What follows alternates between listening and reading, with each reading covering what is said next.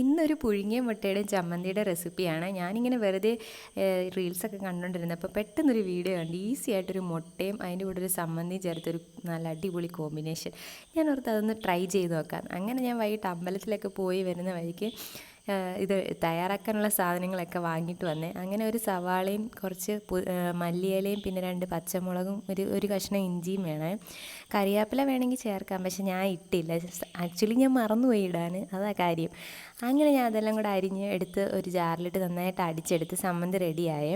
അത് കഴിഞ്ഞ് അത് ഞാനൊരു ബൗളിലോട്ട് മാറ്റിയിട്ട് ആവശ്യത്തിന് ഉപ്പും പിന്നെ നല്ല നമ്മുടെ പച്ച വെളിച്ചെണ്ണയും ചേർത്ത് നന്നായിട്ട് അങ്ങോട്ട് ഇളക്കിയെടുത്ത്. ഇത് ഈ മുട്ടപ്പുഴുക്കിൻ്റെ കൂടെ മാത്രമല്ല, നമുക്ക് കപ്പയുടെ കൂടോ ചേമ്പിൻ്റെ കൂടോ ഒക്കെ കഴിക്കാൻ പറ്റുന്നൊരു റെസിപ്പിയാണ്. പിന്നെ നമ്മൾ പുഴുങ്ങി വെച്ചിരുന്ന മുട്ടയെല്ലാം നമ്മൾ രണ്ടായിട്ട് കഷ്ണിച്ച് എന്നിട്ട് ഈ ചമ്മന്തി അതിലോട്ട് ഫില്ല് ചെയ്ത് കൊടുക്കുകയാണ്. എന്നിട്ട് 2 മുട്ടയും അങ്ങ് ചേർത്ത് വെച്ച്, പക്ഷേ അങ്ങനെ ചേർത്ത് വെച്ചിട്ടൊക്കെ ശരിയാവുന്നില്ലായിരുന്നു. അങ്ങനെ ലാസ്റ്റ്